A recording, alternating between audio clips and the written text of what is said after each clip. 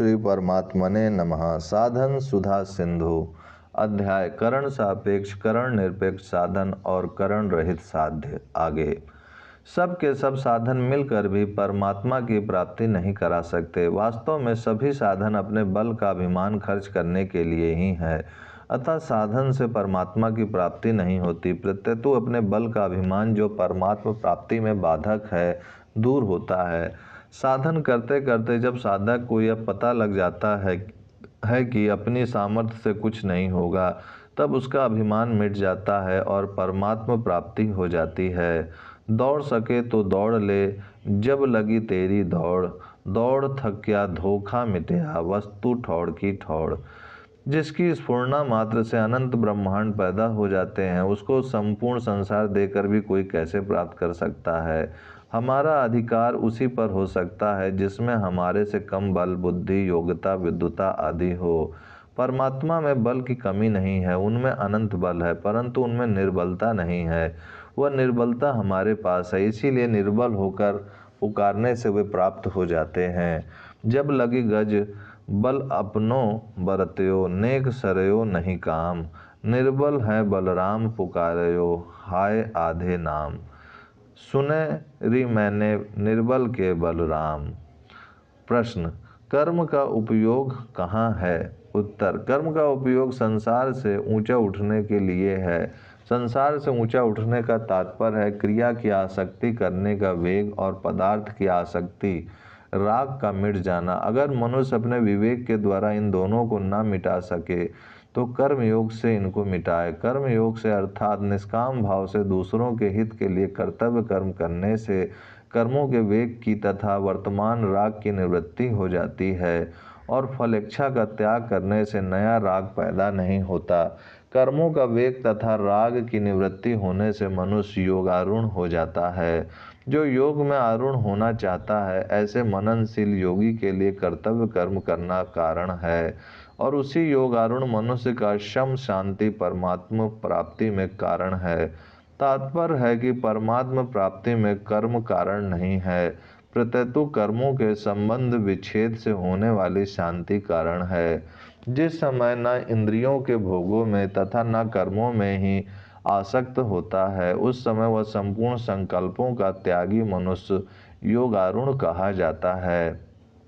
तात्पर्य है कि कर्मों का उपयोग वहीं तक है जहाँ तक प्रकृति का राज्य है।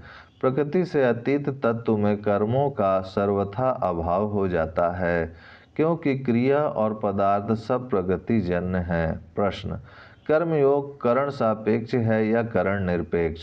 उत्तर, कर्मयोग करण निरपेक्ष अर्थात विवेक प्रधान साधन है।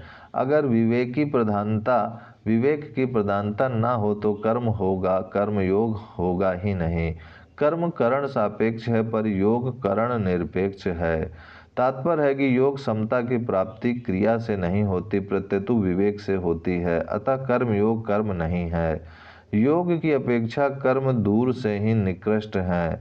जैसे पर्वत से अणु बहुत दूर है, अर्थात अणु को पर्वत के पास रखकर दोनों की तुलना नहीं की जा सकती, ऐसे ही योग से कर्म बहुत दूर है, अर्थात योग और कर्म की तुलना नहीं की जा सकती। योग के बिना कर्म निरर्थक है। योग के बिना कर्म और ज्ञान दोनों निरर्थक है, पर भक्ति निरर्थक नहीं है, कारण कि भक्ति में भगवान के साथ संबंध रहता है, अतः भगवान स्वयं भक्त को योग प्रदान करते हैं। ददामि बुद्धि योगम तम। कर्म हमारे लिए है ही नहीं, यह विवेक मुख्य रखता है। अपने लिए किया गया प्रत्येक कर्म, यहाँ तक कि समाधि भी बंधन कारक है, कारण कि जब तक प्रकृति के साथ संबंध है तब तक करना और ना करना दोनों ही कर्म है। अर्थात चलने, बोलने, देखने आदि की तरह बैठना, मौन होना, सोना, समाधि लगाना आदि भी कर्म ही है। कर्म का संबंध संसार के साथ है, स्वरूप के साथ नहीं है। स्थूल शरीर की स्थूल संसार के साथ एकता है, सूक्ष्म शरीर की सूक्ष्म संसार के साथ एकता है तथा कारण शरीर की कारण संसार के साथ एकता है।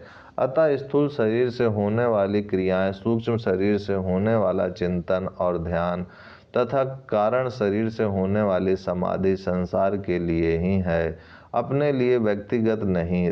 सत्य स्वरूप में कभी किंचित मात्र भी कोई कमी नहीं आती, अतः उसके लिए किसी क्रिया की आवश्यकता संभव ही नहीं है। स्वरूप पर कुछ करने का दायित्व भी नहीं है, अर्थात उसको अपने लिए कुछ करना ही नहीं है। कुछ करने का दायित्व उसी पर होता है जो कर सकता है। करणों के बिना कोई कर्म किया ही नहीं जा सकता। करण प्रकृति में है तथा प्रकृति के ही कार्य हैं। स्वरूप में कोई भी करण नहीं है, क्योंकि वह प्रकृति तथा उसके कार्य से सर्वथा अतीत तत्व है। अतः स्वरूप के लिए कुछ करना बनता ही नहीं। इसलिए कर्मयोगी निस्वार्थ भाव से केवल दूसरों के हित के लिए ही संपूर्ण कर्म करता है, जिससे वह प्राकृतिक के संबंध कर्म बंधन से छूट जाता है। प्रकृति से संबंध विच्छेद होने पर उसका करना तथा ना करना दोनों से ही कोई संबंध नहीं रहता। मान्यता के परिवर्तन से मुक्ति।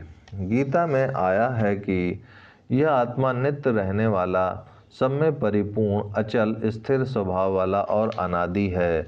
यह प्रत्यक्ष नहीं दिखता, यह चिंतन का विषय नहीं है और इसमें कोई विकार नहीं है। ऐसे स्वभाव वाले स्वयं आत्मा ना नित्य निरंतर बदलने वाले नासवान के साथ केवल मान्यता मात्र से संग कर लिया तो वह 84 लाख योनियों में चला गया। केवल परिवर्तनशील के साथ संबंध मानने से कितना अनर्थ हो गया कि वह अनंत जन्मों से मुफ्त में ही दुख पा रहा है। यह कितने आश्चर्य की बात है। अब यदि वह इस असत्य मान्यता को छोड़ दे और सत्य तत्व को स्वीकार कर ले तो इसमें परिश्रम क्या है? इसमें करण, क्रिया और कर्ता का क्या काम है? इसमें परिश्रम की गंध भी नहीं है। इसमें कुछ करना संभव ही नहीं है। इसके लिए कुछ करना मानो इस तत्व से विमुख होना है, जो किसी भी देश, काल, क्रिया, वस्तु, व्यक्ति, अवस्था, परिस्थिति, घटना आदि में हमारे से अलग नहीं हो सकता तथा हम उससे अलग नहीं हो सकते। उसकी प्राप्ति के लिए परिश्रम कैसे? वह हमें स्वतः स्वाभाविक नित्य निरंतर प्राप्त है। उसके लिए कुछ करना नहीं है, कुछ लाना नहीं है, कहीं जाना नहीं है, केवल उसकी तरफ लक्ष्य करना है।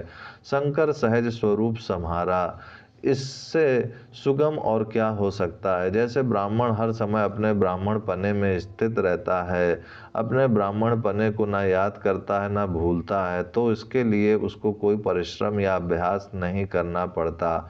ऐसे ही साधक को हर समय अपने होनेपन स्वरूप में स्थित रहना है। इसके लिए उसको कोई अभ्यास नहीं करना है। ब्राह्मण पना तो बनावटी माना हुआ है, पर अपना होनापन पहले से ही स्वतः सिद्ध है। ब्राह्मण पने में तो मैं ब्राह्मण हूँ ऐसा अहंकार है, पर अपने होनेपन में कोई अहंकार नहीं है। शरीर, संसार प्रति क्षण बदल रहा है, नष्ट हो रहा है, यह प्रत्यक्ष हमारे देखने में आता है, तो इससे हमारा अविनाशी पना ही सिद्ध होता है। कारण कि नासवान को अविनाशी ही देख सकता है, बदलने वाले को ना बदलने वाला ही देख सकता है। अब अपने अविनाशी ना बदलने वाले स्वरूप में स्थित होने के लिए कोई श्रवण, मनन, निधिध्यासन आदि करना चाहे तो भले ही करे, पर वास्तव में कुछ करने की जरूरत नहीं है। प्रत्यतु केवल सत्य तत्व को स्वीकार करने की जरूरत है। जब झूठी मान्यता के लिए भी अभ्यास नहीं किया था तो फिर सच्ची मान्यता के लिए क्या अभ्यास करना पड़ेगा? अभ्यास से एक नई अवस्था बन जाएगी, अवस्थिति बोध नहीं होगा। तत्व अवस्था नहीं है, प्रत्यतु अवस्थातीत है।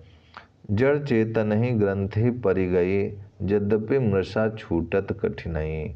जब झूठी बात भी इतनी दृढ़ हो सकती है कि छोड़ने में कठिनाई हो, तो फिर सच्ची बात दृढ़ क्यों नहीं हो सकती?